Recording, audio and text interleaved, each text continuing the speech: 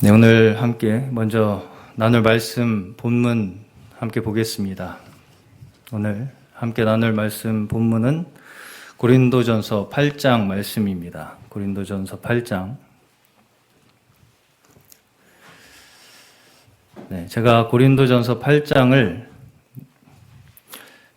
일단 먼저 읽어드리겠습니다. 우상의 재물에 대하여는 우리가 다 지식이 있는 줄을 아나 지식은 교만하게 하며 사랑은 덕을 세우나니 만일 누구든지 무엇을 아는 줄로 생각하면 아직도 마땅히 알 것을 알지 못하는 것이요 또 누구든지 하나님을 사랑하면 이 사람은 하나님의 아시는 바 되었느니라. 그러므로 우상의 재물 먹는 일에 대하여는 우리가 우상은 세상에 아무것도 아니며 또한 하나님은 한 분밖에 없는 줄 아노라. 비록 하늘에나 땅에나 신이라 칭하는 자가 있어 많은 신과 많은 주가 있으나 그러나 우리에게는 한 하나님 곧 아버지가 계시니 만물이 그에게서 났고 우리도 그를 위하며 또한 한 주 예수 그리스도께서 계시니 만물이 그로 말미암고 우리도 그로 말미암았느니라. 그러나 이 지식은 사람마다 가지지 못하여 어떤 이들은 지금까지 우상에 대한 습관이 있어 우상의 제물로 알고 먹는 거로 그들의 양심이 약하여지고 더러워지느니라. 식물은 우리를 하나님 앞에 세우지 못하나니 우리가 먹지 아니하여도 부족함이 없고 먹어도 풍성함이 없으리라. 그런즉 너희 자유함이 약한 자들에게 거치는 것이 되지 않도록 조심하라. 지식 있는 내가 우상의 집에 앉아 먹는 것을 누구든지 보면 그 약한 자들의 양심이 담력을 얻어 어찌 우상의 제물을 먹게 되지 않겠느냐. 그러면 내 지식으로 그 약한 자가 멸망하나니 그는 그리스도께서 위하여 죽으신 형제라.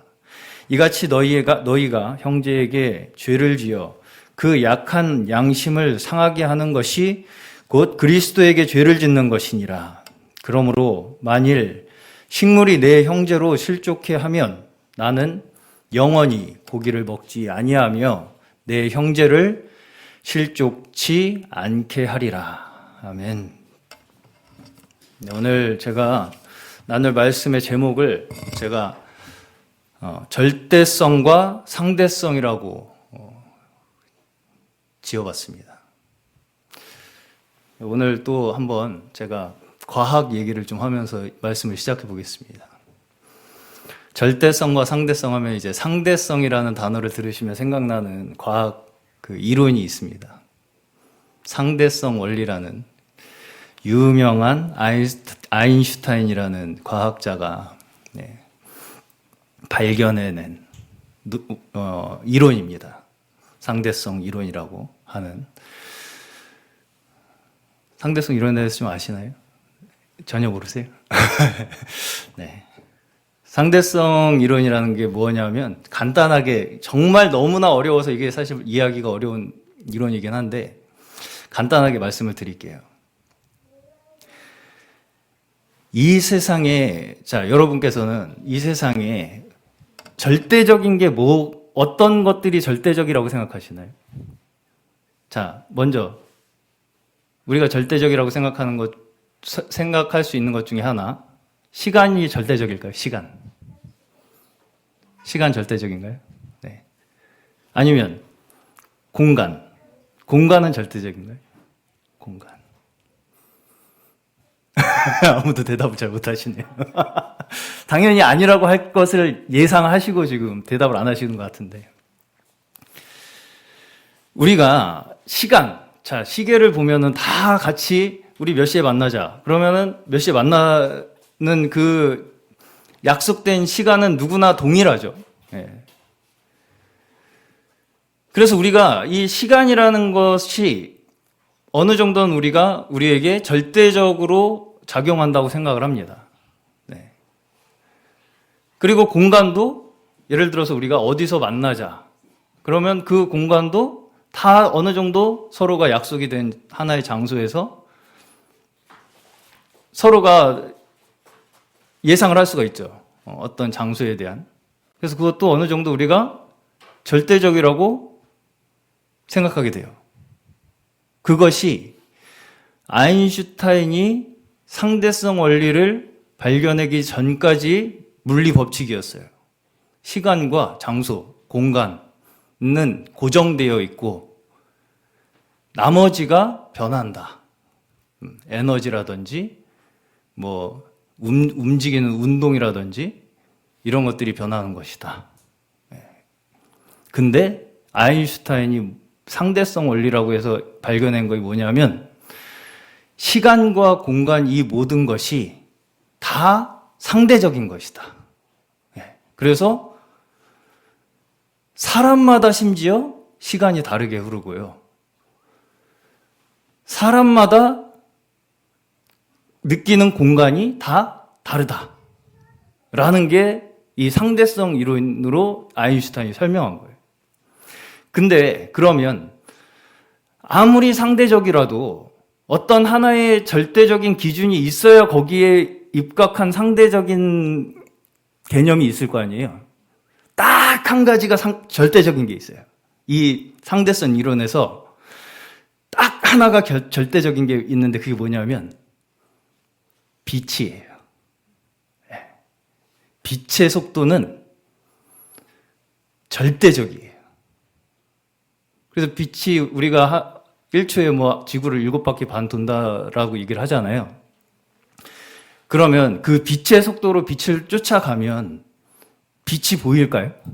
같이 빛이라는 게 예를 들어서 우리가 100km로 달리는 자동차를 옆에서 우리도 100km로 달리고 있다 그러면 그 자동차가 멈춘 것처럼 보일 거 아니에요. 그렇죠. 그것처럼 빛이 예를 들어서 100km예요. 그럼 우리도 100km로 달리면 빛이 고정돼서 보일 거 아니에요. 그럴까요? 네. 빛은 그렇지 않대요. 우리가 아무리 빛의 속도로 같이 달려도 빛은 자기 속도로 보인대요, 우리한테. 네. 빛만큼은 절대적이에요. 그래서 빛의 절대성에 입각한 상대적인 우리라는 것이 상대성 이론입니다. 한마디로. 네. 조금 어렵죠? 네. 그래서 이 빛의, 그러니까 우리가 뭐 그냥 좀 어렵지만 말씀을 드려보자면 공간이라는 것과 시간이라는 거 이런 것들이 우리가 그게 뭐라고 생각하세요? 네. 우리가 뭘 보고 있잖아요, 지금. 이 보는 게 뭐예요? 다 빛이에요, 사실. 그쵸? 네. 그 빛이 없으면 우리가 아무것도 인식할 수도 없고 공간도 없고 시간도 사실은 없어요. 네. 그렇기 때문에 그것에 입각해서 모든 것을 우리가 인식하고 있기 때문에 거기에 대해서 내가 어떤 이 상대적인 이 말하자면 상황을 갖고 있느냐에 따라서 나의 공간과 시간이 결정된다. 이게 아인슈타인의 상대성 이론입니다. 자, 오늘 고린도전서 8장에서 보시면 우리가 지식이라는 단어가 나오죠. 여기 지식. 지식이라는 단어가 굉장히 많이 나와요.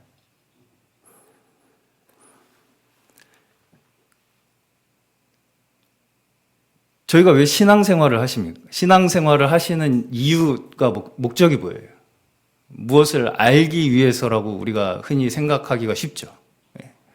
말씀을 한 구절 더 내가 알아서 지식으로 습득하는 거. 그래서 말하자면은 이 말씀에 의하면 자유함을 얻는 것이죠. 진리는 우리를 자유하게 하니까요. 네. 그렇죠. 그것은 맞는 말씀이죠. 네, 맞는 말씀이에요. 네, 그것까지 의심하실 필요는 없습니다. 말씀은 우리가 말씀을 깨닫고 그 지식에 의해서 우리는 자유케 되는 건 맞아요. 근데 여기에 보시면 이 지식이 어떤 사람에겐 시험이 될 수가 있고 심지어 멸망할 수도 있고 지식으로 인해서 심지어 죄를 짓는 것이 된다. 12절에 보시면 이렇게 지식을 따라 행하는 우리의 행동이 어떤 사람에게는 죄를 짓게 하는 것이 되고 곧 그것이 그리스도에게 죄를 짓게 하는 것이다. 이렇게 말씀을 하는 이 개념, 논리가 여기에 들어 있습니다. 자, 우리가 말씀이라는 건 절대적이라고 생각하잖아요. 불변하는 게 말씀이죠. 진리. 그래서 그것을 우리가 깨닫고 그것을 우리가 지식으로 습득을 하면, 깨닫게 되면 그것에 의해서 우리가 얻게 되는 그 혜택, 자유, 이것은 누구에게나 적용이 돼야 되는 게 맞는 거잖아요. 여기 보시면 우상의 제물에 대해서 이야기를 하잖아요. 우상의 제물. 그런데 이제 여기 보시면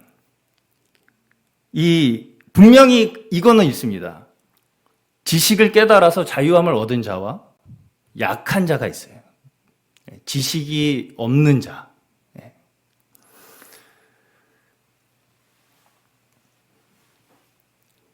그런데 여기서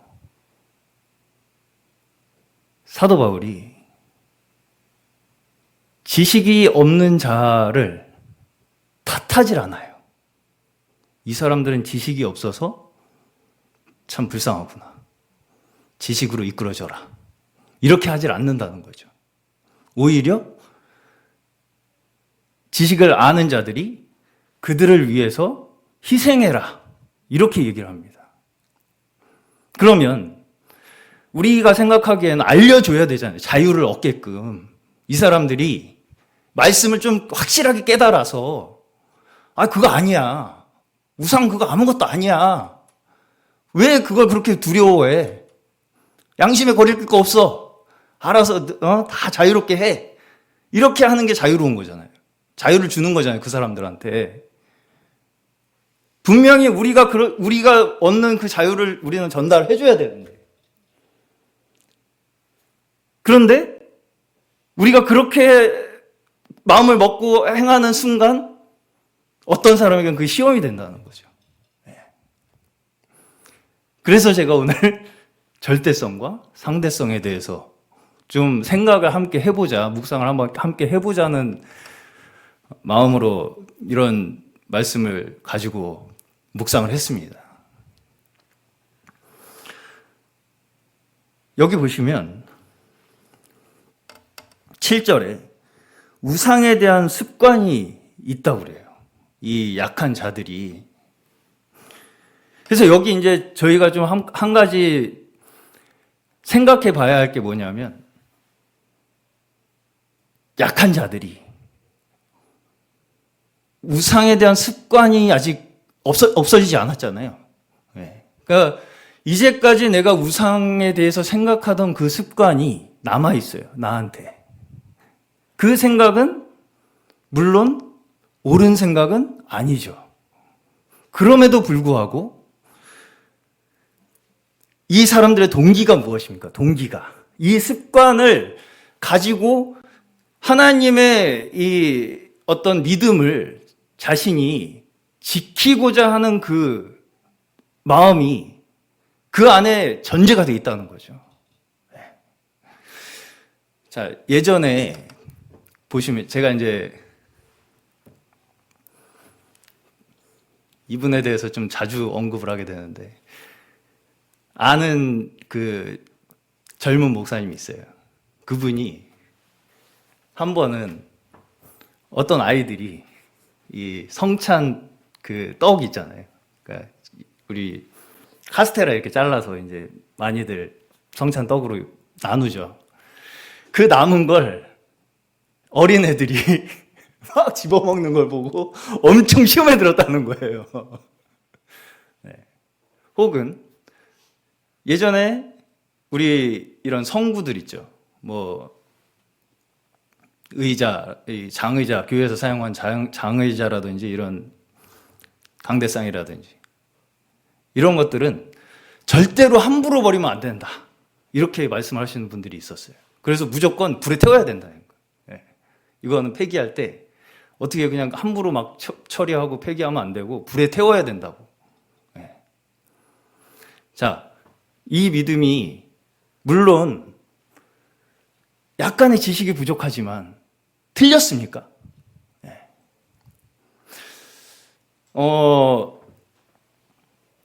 그렇게 생각하는 그들의 그 동기가 무엇이냐는 거죠. 동기가. 예. 어쨌든 뭔가 하나님에 대한 그 경외감을 내가 지키겠다는 거잖아요. 내 마음에. 그 습관, 내가 가지고 있던 그 습관에 의해서 내 양심이 가책을 받아요. 그 가책을 내가 최대한 받지 않기 위한 나 나름대로의 자구책이라는 거죠. 한마디로. 그거 자체를 틀렸다고 말씀하지 않는다는 거예요.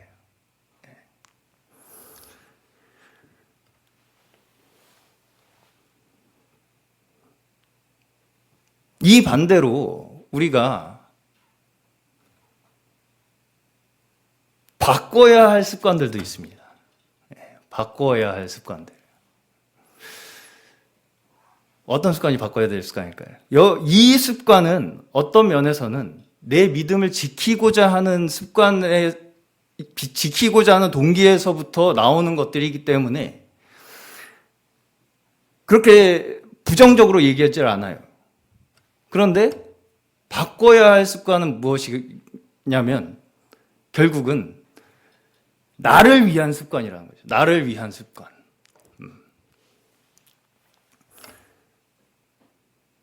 자, 제가 지금 이제 노회장이라고 말씀을 드렸었죠. 이제 노회 목사님 중에 아주 오래 전부터 저와 함께 생활을 하시던 목사님 한 분 계세요. 뭐 20대 중후반? 네, 그때쯤부터 이제 같이 함께 하시던 분인데 제가 이제 개명을 한 건 다들 아실 겁니다. 한 10년 됐습니다, 벌써. 근데 그것도 개명을 한 것도. 그래서 이제 그 개명을 한 이유도 제가 그 전에 이름 유활석이었죠, 원래. 그 이름이 우리 이제 감독님께서 그 전에 단체의 그 선교사께서 지어주신 이름이다 보니까 이제 뭔가 새롭게 우리가 나아가자. 저 자신도 그런 어떤 하나의 예전에 우리의 한계에서 좀 벗어나서 새로운 발걸음을 좀 가져보자 하는 의미로 이름을 바꿨었습니다.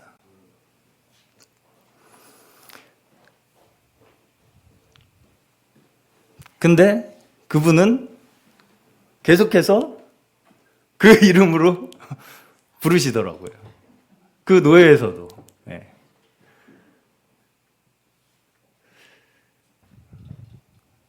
그러시면서 이제 굉장히 그 노예원들 물론 뭐 다 거의 뭐 아시는 분들이지만 또 한두 분은 그 이렇게 외부에서 오신 분들도 계세요. 그래서 이제 제가 우리가 사사롭게 물론 목사님과 제가 단둘이 있을 때야 친근하게 부르는 게 당연히 저도 용납이 되지만 저를 위한 것이 아니라 모두를 위해서 우리가 공적으로 서로를 대하는 게 좋지 않겠냐 그렇게 말씀을 드렸었어요. 그것이 결코 뭐 제가 어떤 존중을 받고 싶어서가 아니라 어떤 하나의 그 함께 하는 분들을 위한 것이다라는 거죠. 그런데 이게 참 한번 어떻게 고정이 되면 고쳐지기가 참 어렵더라고요. 그러니까 그것도 습관이잖아요, 결국은. 습관. 그러니까 이런 하나의 나 중심으로 돌아가는 습관들 있죠. 사실은 이제 제 아내도 저 고등학교 동창이거든요. 고등학교 동창이에요, 저하고. 그래서 처음에는 야자했습니다. 네. 그러다가 어느 순간 이제 결혼을 해야 되겠다고 마음 먹었을 때 제가 이제 더 이상 나한테 반말하면 안 되겠다. 그렇게 말을 했더니 그때 바로 바꾸더라고요. 그때부터. 왜냐하면 제가 무슨 존중을 받고 싶어서가 아니라 부모님들 보시기에도 그렇고 뭔가 이 어떤 하나의 가정을 이루는 데 있어서 뭔가 이 체계와 질서가 그 안에 좀 있으려면 너무 친구처럼 지내면 안 되겠다는 생각이 좀 들더라고요, 제가. 물론 그렇다고 해서 굉장히 질서가 뭐 잡히고 그러진 않겠지만, 네. 그래서 최소한 호칭에서부터라도 그런 얘기들입니다. 그런 습관들, 사소한 습관들, 나를 위주로 한 습관들, 이런 습관들은 우리가 바꿔야 하는데 그 바꿔야 하는 이유를 어디서 우리가 찾아야 하느냐면 이것이 믿음과 관련이 돼 있느냐라는 거죠. 내가 하나님 앞에, 자, 여기 보시면 하늘에나 땅에나 신이라 칭할 자가 있어 많은 신과 많은 주가 있으나 우리에게는 한 하나님 곧 아버지가 계시니 만물이 그에게서 났고 우리도 그를 위하여 또한 한 주 예수 그리스도께서 계시니 만물이 그로 말미암고 우리도 그로 말미암았다. 이 믿음이 가장 절대적인 믿음이죠. 여기에서 모든 우리의 믿음의 근거가 시작이 되는 거예요.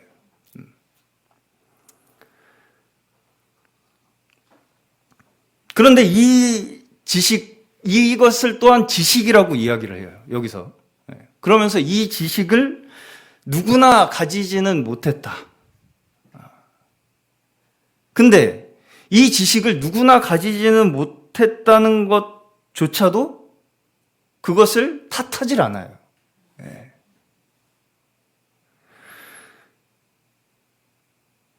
우리가 반드시 기억해야 할 게 저는 뭐라고 생각하냐면요. 그 사람이 자신의 양심에 따라서 자기의 믿음을 지키고자 하는 그 마음을 가졌다면 그 사람은 여기에 말씀대로라면 그를 위하여 그리스도께서 죽은 형제라는 거죠. 거기에 너무 많은 조건들을 우리가 걸어서 너는 이래서 안 돼. 너는 이래서 믿음이 부족해. 라는 어떤 재단을 우리 나름대로 해버리는 것 자체가 뭐가 되는 거냐면 내가 절대성을 갖겠다는 거예요. 그래서 나에게는 그 믿음이 자유함을 줍니다. 유일한 하나님이신 이 하나님에 대한 믿음, 모든 만물의 근원이신 하나님에 대한 믿음이 나 개인에게는 자유를 줘요.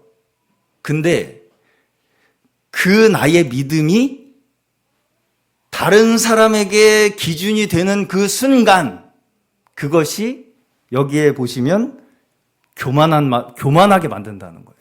사람을. 그 믿음 자체는, 그 지식 자체는 나쁜 게 아닌데 그 지식을 내가 다른 사람에게 잣대로 사용하게 될 때, 그 순간, 자, 우리가 교회가 어떻다 저떻다, 교회는 이래서는 안 된다 저래서는 안 된다, 만약에 정말 그렇게 생각한다면 어떻게 해야 될까요? 자, 이 9장 2절에 보시면 사도 바울은 자신의 사도라는 은사잖아요. 자신의 이 사도라는 은사조차 뭐라고 하냐면 너희에게 사도라, 이렇게 얘기를 해요. 은사가 상대적인 것처럼 이야기를 합니다.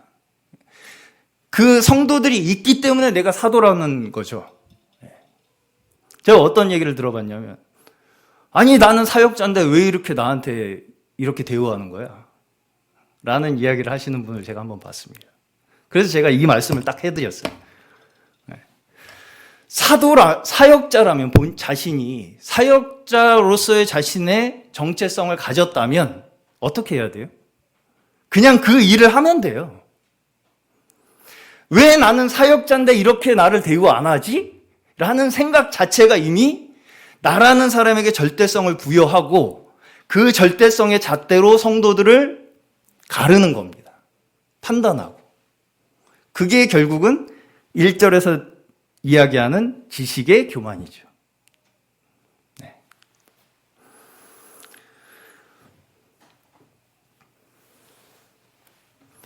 교회가 어떻다 저떻다, 내 은사가 이렇다 저렇다 라는 얘기는 사실은 아무런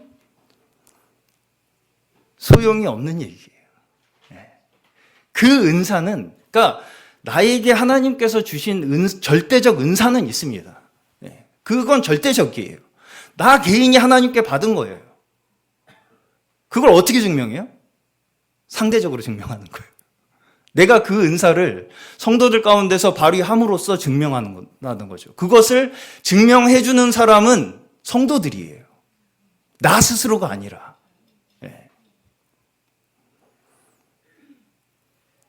그것을 마치 내가 무슨 절대적으로 그 은사를 하나님 앞에 받았기 때문에 그 누구도 다 내 앞으로 꿇어야 돼 라고 생각하는 것 자체가 교만이라는 것입니다.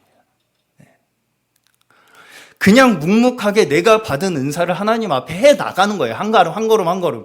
그것이 만약에 정말 은사라면 인정을 받겠죠. 성도들 앞에서, 또 하나님 앞에서. 우리 모두가 교회를 섬기는 자세에 있어서 반드시 기본적으로 갖춰야 할 믿음입니다. 제가 생각하기에. 왜 나를 이렇게, 나는 이런 사람인데 왜 나한테 이렇게 해? 나는 이런 일을 할 수 있는 사람인데 라는 그 모든 말들이 아무런 소용이 없는 말이에요. 그저 절대적인 거는, 자, 제가 아까 상대성이 좀 어렵지만 말씀을 드렸는데, 빛이라는 절대적 개념 앞에 모든 사람이 다 상대적이에요. 상대성 이론이라는 게, 이게, 이 말씀도 저는 마찬가지라고 생각해요.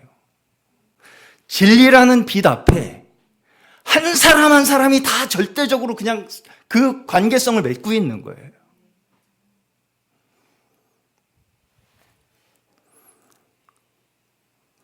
나에게만 그 진리의 빛이 절대적인 거예요. 그 나에게 온 절대적인 빛을 다른 사람에게 잣대로 들이대려고 하지 마시길 바랍니다. 이것이 교만을 우리에게 불러오는 원인이 되는 거예요.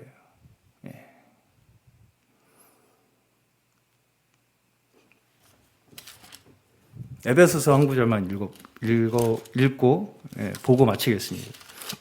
에베소서 4장에 보시면요. 평안에 매는 줄로 성령이 하나 되게 하신 것을 힘써 지키라. 몸이 하나이요 성령이 하나이니 이와 같이 너희가 부르심의 한 소망 안에서 부르심을 입었느니라. 주도 하나이요 믿음도 하나이요 세례도 하나이요 하나님도 하나이시니 곧 만유의 아버지시라. 만유에 계시고 만유를 통일하시고 만유 가운데 계시도다. 우리 각 사람에게 그리스도의 선물의 분량대로 은혜를 주셨나니. 여기서 우리가 하나를 지켜야 하는 이 핵심적인 근거를 말씀을 해주시죠. 3절에서 처음부터 뭘 지켜야 된다라고 말씀하시죠? 평안에 매는 줄로 성령이 하나 되게 하신 것.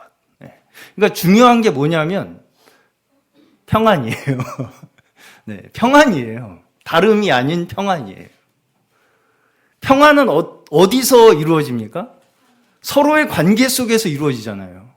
네. 나 혼자 평안한 게 아니고 우리 가운데에 평안에 매는 줄이 있다는 거죠. 네. 그런데 여기 보시면 여기 이제 뒤쪽에 보시면 4장 뒤쪽에 22절에 보시면요.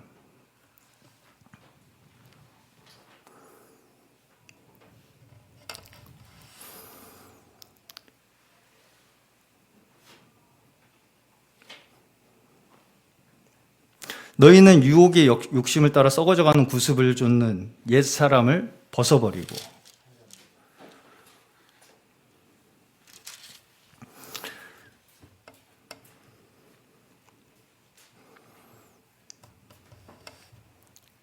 그리고 29절에 보시면 무릇 더러운 말은 너희 입 밖에도 내지 말고 오직 덕을 세우는데 소용되는 대로 선한 말을 하여 듣는 자들에게 은혜를 끼치라.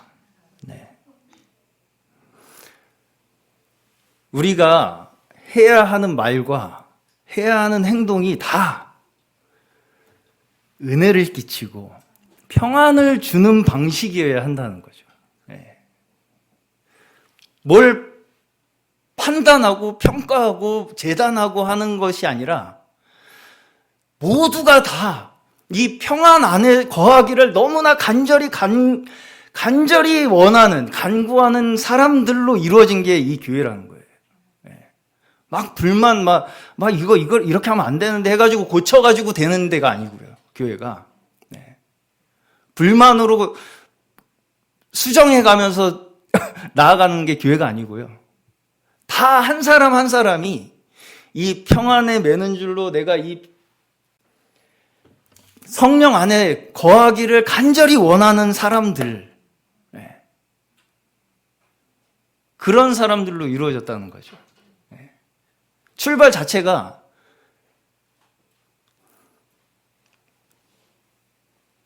내가 이 선함을 끼치는 사람, 나로 인해서 좋은 기운이 다른 사람에게 전달되고자 하는 사람, 그런 사람들로 이루어진 것이 교회라는 것입니다.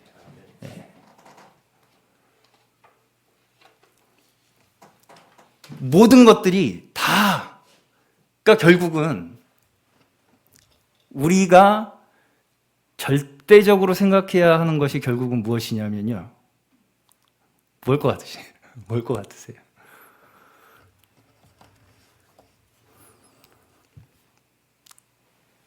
다른 사람, 형제. 그게 우리에게 절대적인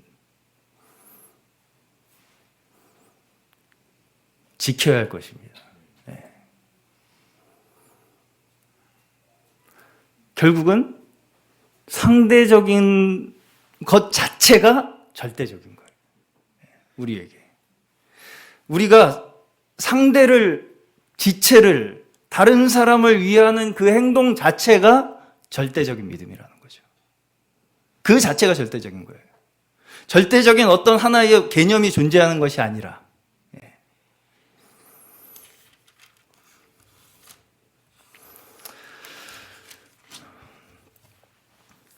그래서 사도 바울은 마지막으로 형제를 위해서, 형제가 만약에 내가 고기 먹는 것으로 식물이 내가 고기를 먹는 것으로 실족한다면 영원히 고기를 먹지 않겠다. 이렇게 선언을 합니다. 무엇을 하고 안 하고의 문제가 아니라 내가 어떤 것을 위해서 행동을 하느냐에 우리의 절대성이 들어있다는 거죠. 자, 우리가 정말 형제를 사랑한다 라고 했을 때 우리에게 나오는 행동이 있잖아요.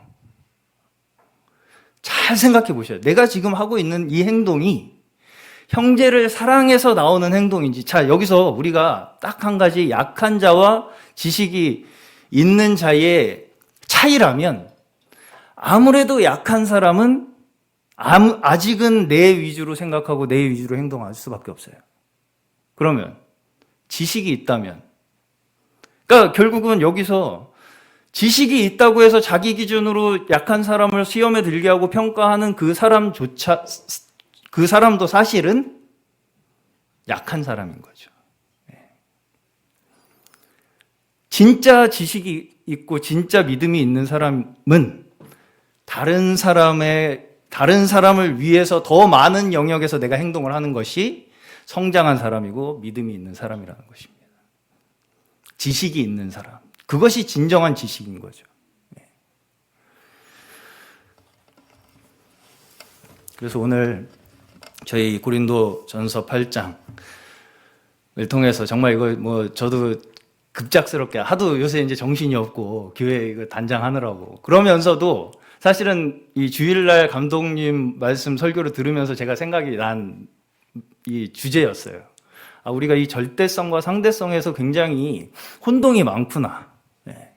뭔가 나의 어떤 것을 지키기 위해서 사는 것이 진리를 지키는 것처럼 생각하고 사는데, 내가 아는 어떤 것을 지키는 것이 진리를 지킨답시고 사는데, 사실은 그게 진리를 지키고 사는 것이 아니고 인사 잘하고 사는 것이 진리를 지키는 것이구나. 아니, 제가 그걸 그냥 농담으로 한 얘기가 아닙니다. 웃자고 한 얘기가 아니에요. 웃으셔도 되긴 하는데, 그렇게 우리가 작은 한 가지 행동을 다른 사람을 위해서 하는 그 자체가 진리다. 그것이 절대적인 행동이에요. 그 자체가 절대적인 거예요. 내가 진짜 지켜야 할 것은 그런 영역에 있다는 것이죠. 그래서 한 사람이라도 웃으면서 먼저 인사해주고, 그러니까 저는 그렇습니다. 이게 우리 교회 오라고 하기 위해서가 아니라 정말 내 안에서부터 흘러나오는 정말 구원받은 자로서 내가 전달할 수 있는 뭐라고 표현할까요? 선한 기운, 좋은 기운, 세상 어디에서 느껴볼 수 없는 그런 기운을 조금이라도 전달해 줄 수 있는 사람이 됐으면 좋겠다. 그것이 제가 오늘 드리고 싶은 말씀입니다. 우리 담임 목사님 교통을 제 간증으로 조금 돕는 식으로 좀 보충하고 마치겠습니다.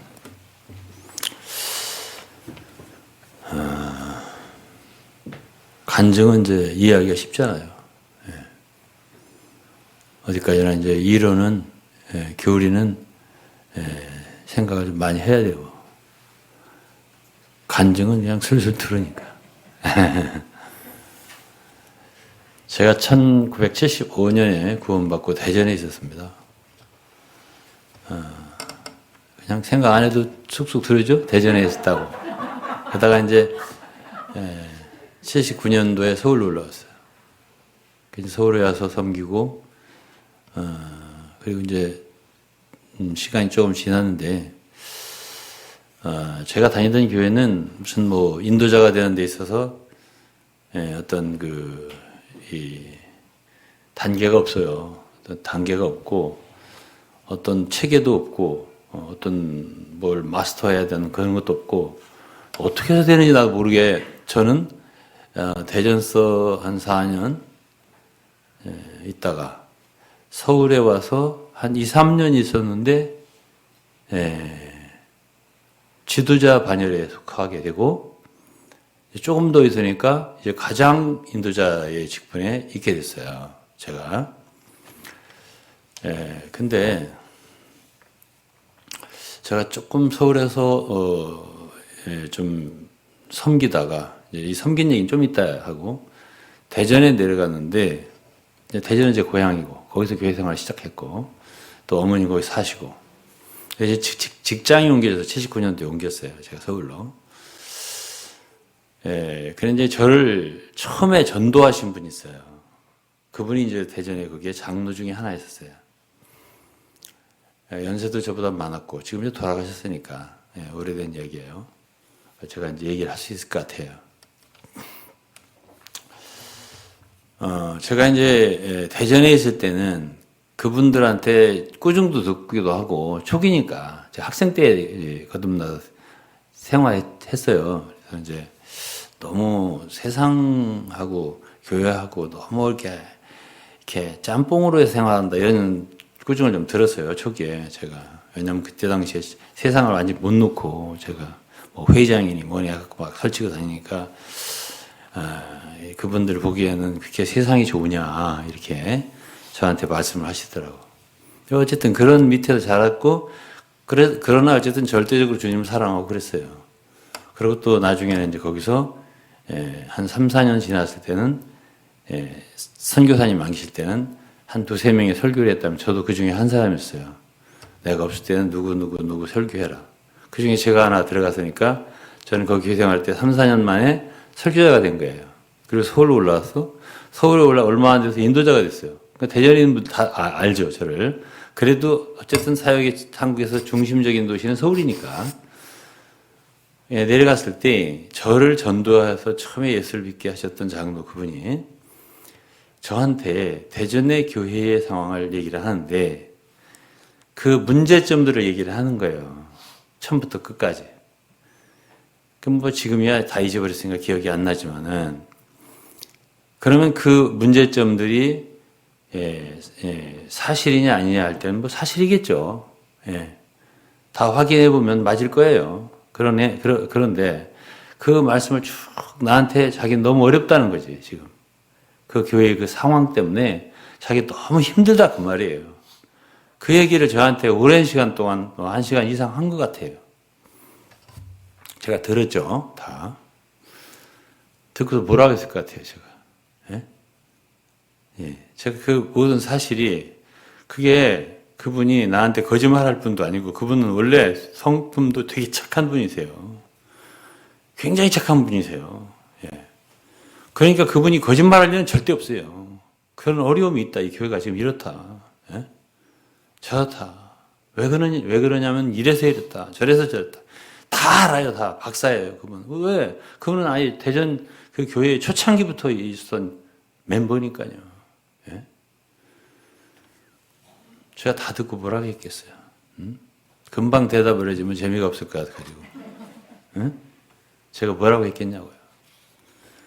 제가 다 듣고요. 제가 그때 나이가 뭐 30살? 뭐 31살? 글쎄요. 많아야 32살. 모르겠어요. 제가. 한 32살 됐을지도 모르겠어요. 3살? 옛날이니까 기억이 잘 안 나요. 나이는. 제가 그랬어요. 장로님, 다 알겠는데, 그런데, 제가 그랬어요. 그런데 장로님은 그러한 교회에서 무엇을 하고 계세요? 내가 그렇게 물었어요. 그러한 상황에서 장로님이 뭘 하고 계세요? 내가 그렇게 물었다고요. 입이 갑자기 다물어지시더라고요. 그래서 제가 간증을 했어요. 내가 서울에 왔다. 79년도에. 서울에 와서 서울에 있는 교회는 완전하냐면 그렇지 않아요. 제가 있었던 것도. 서울에 오니까 처음에 전 정말 울면서 새벽을 다녔습니다. 울면서 고개를 넘어서 새벽 기도를 다니는데 왜 우냐면 너무 외로워요. 저를 돌봐주는 아무도 없어요. 저를 관심해 주는 사람도 없고. 아니 그런데 어쨌든 조금 생활하면서 보니까 부족함이 보이더라고요. 교회에. 그래서 저는 누가 뭐라고 하든 교회라는 것은 그런 것이 있어요. 내가 이런 봉사를 하면 이런 일을 하면 누구든지 뭐라고 안 할 거다 하는 부분이 있어요. 제가 한 구절만 읽어드릴게요. 갈라디아서 5장. 22절입니다. 22절. 말씀과 함께 깨달으면 더 좋잖아요. 예? 간증만 듣는 것보다. 예. 갈라디아서 5장 22절. 오직 성령의 열매는 사랑과 희락과 화평과 우레참과 자비와 양선과 충성과 온유와 절제니 이 같은 것을 금지할 법이 없느니라. 이 같은 것을 금지할 법이 없느니라. 이런 것을 아까 이제 우리 담임 목사 뭐라고 했어요? 화평을 교회에서 추구하고, 예? 하나를 이루고, 참, 연약한 믿음을 가진 사람을 사랑하고, 이런 거 여기 다 있어요. 사랑이 있고, 화평도 있고, 다 있네요. 이런 것을 금지할 법이 없다 그랬어요. 교회에서 누가 화평한데, 누가 화평하지 마!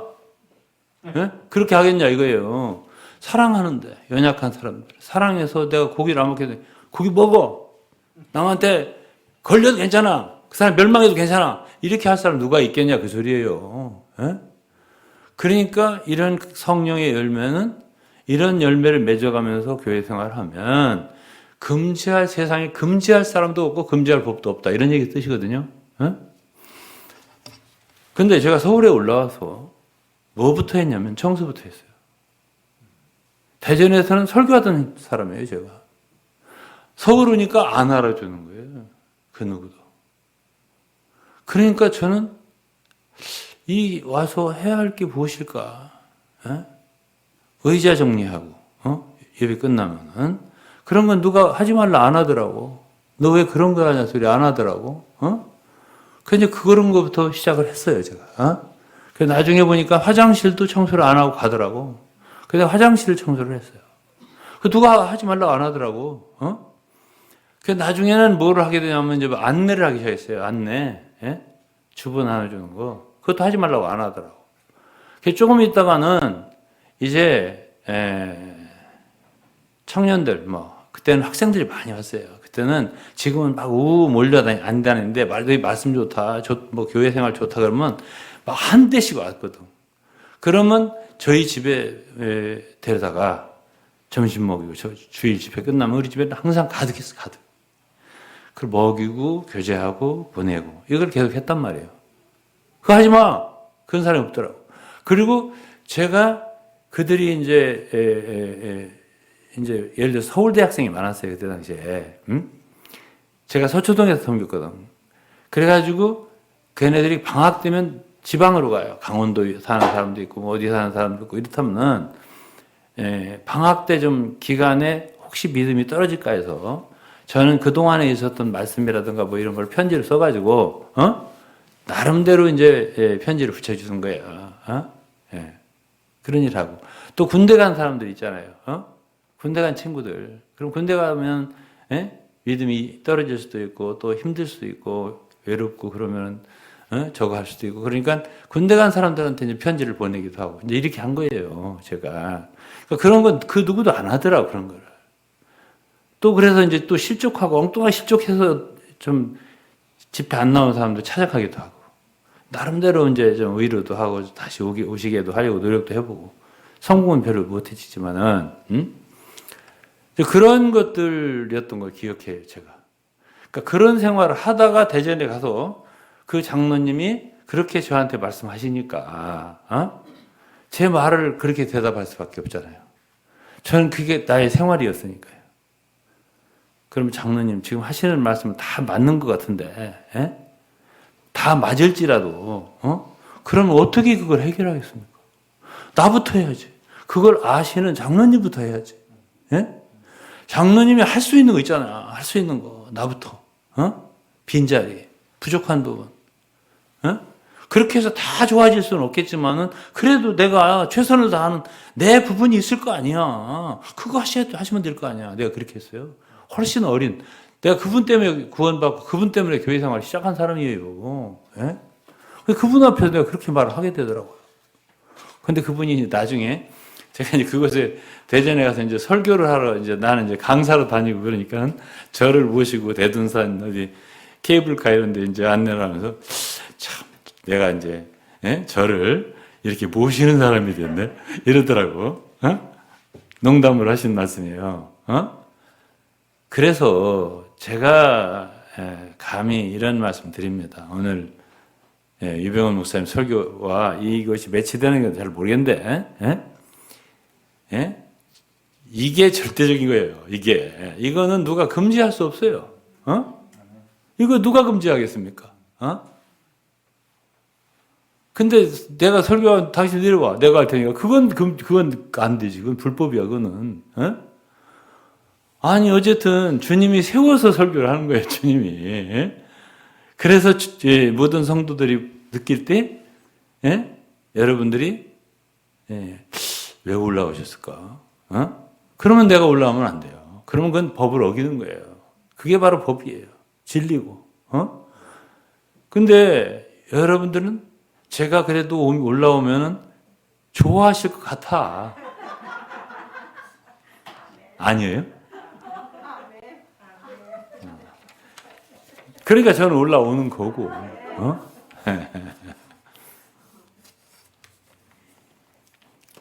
제가 이 교회 말고 저에게 단톡을 보낸 분이 계세요. 아마 우리 총회분 같아, 목사님. 그분 얼굴도 모르는데 우리 교회 설교하는 설교 족족 다들. 그래가지고 목사님 청원으로 가시면 안 돼요. 여기 오시는 목사님도 아니야. 내가 카톡을 보여드릴 수도 있어.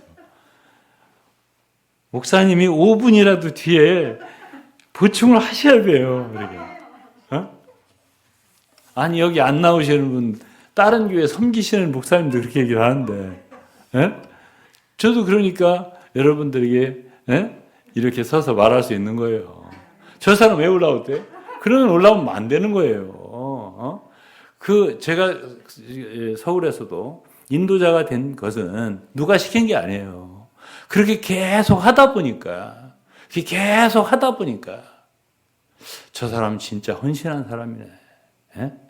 누구나 다 인정을 하는 거예요. 누구나 다.